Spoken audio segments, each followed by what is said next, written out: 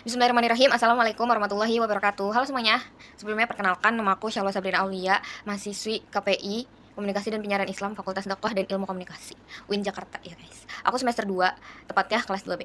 Jadi pada kesempatan kali ini aku berkesempatan untuk menceritakan bagaimana proses, hasil, dampak dan tips-tips gimana kita melaksanakan challenge dari dosen pengampu kita mata kuliah Etika dan Filsafat, yaitu Bapak Farudin Jadi MA.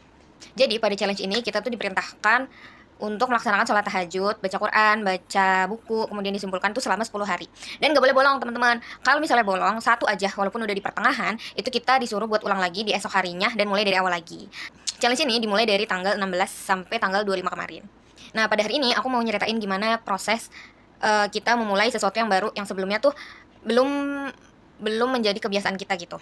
Lanjut ke cerita. Jadi teman-teman, buat sholat tahajud itu di hari pertama cukup berat ya, karena sebelumnya sholat tahajud tuh dilakuinnya mungkin kalau lagi bangun aja, nggak disengaja gitu. Sebenarnya ayah tuh juga berpesan kalau misalnya kamu mau sholat tahajud selama 10 hari ini, coba niatnya jangan cuma karena tugas, tapi karena lillahi ta'ala gitu loh. Walaupun di hari pertama tuh masih ngantuk-ngantuk ya, masih susah, mata masih berat buat melek, badan masih berat buat beranjak dari kasur, tapi setidaknya kalian tuh udah memulai hari dengan sesuatu pengorbanan. Kenapa pengorbanan? Karena yang biasanya kalian tuh bangun jam setengah 6, terus sekarang kalian bangunnya buat sholat tahajud dulu. Itu tuh menurut aku itu sebuah pengorbanan, karena kalian udah memulai suatu hal yang baru gitu dalam kehidupan kalian. Kalian udah berani buat ambil satu langkah lebih maju dari hari sebelumnya. Nah di samping sholat tahajud tadi, kita kan juga disuruh buat baca buku dan menyimpulkan gitu. Sebenarnya kita juga dikasih satu link yang isinya tuh emang buku-buku yang bermanfaat gitu, menarik buat kita, karena ada soal personal growth, mind and behavior, pokoknya sesuatu yang buat kita tuh menambah wawasan kita. Sejujurnya aku bukan tipikal orang yang suka membaca buku, apalagi buku-buku tebel kayak novel. Aku lebih suka nonton film gitu. Untuk mulai baca buku ini buat aku sendiri sebenarnya agak susah ya, karena menurut aku baca buku tuh suatu hal yang membosankan gitu. Tapi untungnya buku-buku yang disaranin sama dosen pengampu kita ini itu merupakan ringkasan dari buku aslinya gitu. Dan kita tuh cuma perlu ngeluangin 15 menit buat baca buku itu.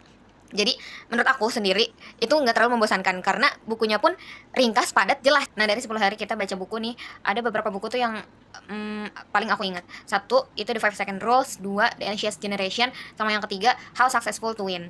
Jadi di buku ini, The 5 Second Rules itu ketika kita udah mendapatkan kesempatan nih, kita tuh harus berani ngambil dalam hitungan mundur 5 detik. Karena kalau misalnya kita udah lewat dari 5 detik itu, kita pasti bakal berpikir, udahlah gak usah, udahlah nanti aja gitu. Paling nanti kesempatan juga datang lagi gitu. Nah, buku kedua, The Anxious Generation, itu ngajarin kita tuh bagaimana anak kecil zaman sekarang itu udah terdoktrin dengan yang namanya HP gawai gitu.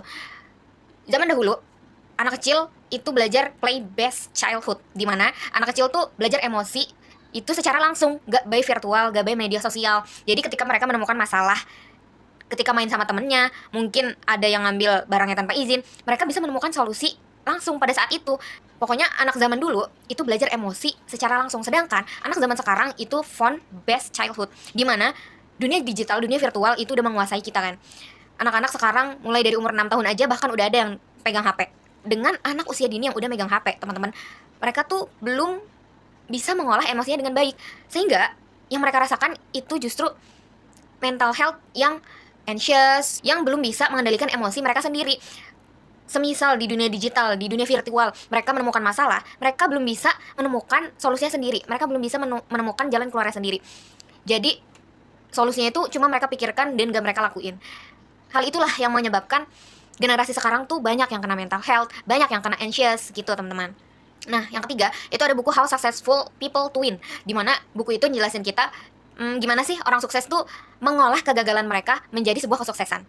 Sebenarnya teman-teman, semua orang kan pasti pernah ngerasain namanya kegagalan ya. Tapi bedanya, gimana kegagalan itu diolah oleh orang tersebut. Oke, tadi udah tentang buku, kita lanjut tentang Quran. Kalau menurut kalian nih, sholat tahajud, baca Quran, baca buku, itu hal yang mudah dan biasa kalian temui gak sih? Tapi kalian sadar gak sih, kapan terakhir kalian baca buku? Kapan terakhir kalian baca Quran? Kapan terakhir kalian mungkin sholat tahajud?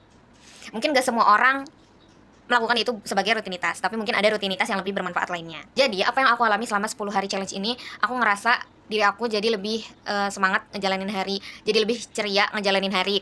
Pikiran-pikiran negatif itu jadi lebih plong, pokoknya jadi lebih produktif lah gitu menjalani harinya. Nah, selain itu teman-teman, selama 10 hari ini waktu sholat tahajud awal-awal kan aku masih butuh alarm, masih butuh orang buat bangunin aku. Tapi kerennya di hari-hari akhir sebelum alarm berbunyi, aku sudah bangun dan melaksanakan sholat tahajud. Alhamdulillah, alhamdulillahnya.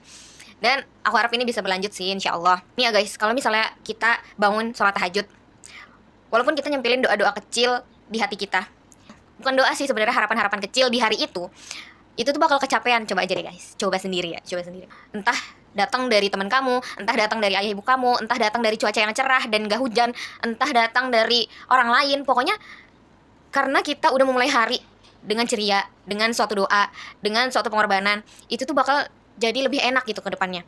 Dampak yang aku rasain dari 10 hari ini, aku ngerasa diri aku jadi lebih produktif. Walaupun di awal-awal mungkin abis salat tahajud tuh masih lanjut tidur. Nah, udah selesai nih aku nyeritain gimana proses aku ngejalanin 10 hari challenge ini. Sekarang aku mau kasih kalian tips-tips gimana bisa kalian melakukan suatu hal yang konsisten. Jadi teman-teman, tips pertama, kalian tuh harus membuat satu pengorbanan di satu hari kalian. Pengorbanannya nggak berat-berat, cuma kalian tuh harus mengorbankan waktu yang sebelumnya kalian tuh gak terbiasa, yang sebelumnya tuh kalian mungkin pakai waktu itu buat doom scrolling, jadi sesuatu yang bermanfaat. Nah, yang kedua, konsisten teman-teman, konsisten. Karena konsisten itu satu hal yang sulit banget. Kalau misalnya kalian lagi ngerasa malas, coba pikirin buat apa kalian ngelakuin ini, buat siapa kalian melakukan ini, dan manfaat apa sih yang bakal kalian terima dengan kalian ngelakuin ini gitu loh. Yang ketiga tuh, niatnya dilurusin. Kalau misalnya kalian melakukan sesuatu yang baru nih kayak sholat tahajud, coba lurusin niatnya. Jangan cuma karena ngejar tugas, tapi juga karena lillahi ta'ala. Coba bayangin kalau kalian memulai hari semuanya karena Allah Ta'ala, berapa banyak coba pahala yang kalian dapetin. Jadi itu dia 3 tips dari aku. Dan closing statement dari aku, kalian harus terpaksa untuk terbiasa. Mungkin cukup sekian dari saya. Kurang lebihnya mohon maaf. Wassalamualaikum warahmatullahi wabarakatuh.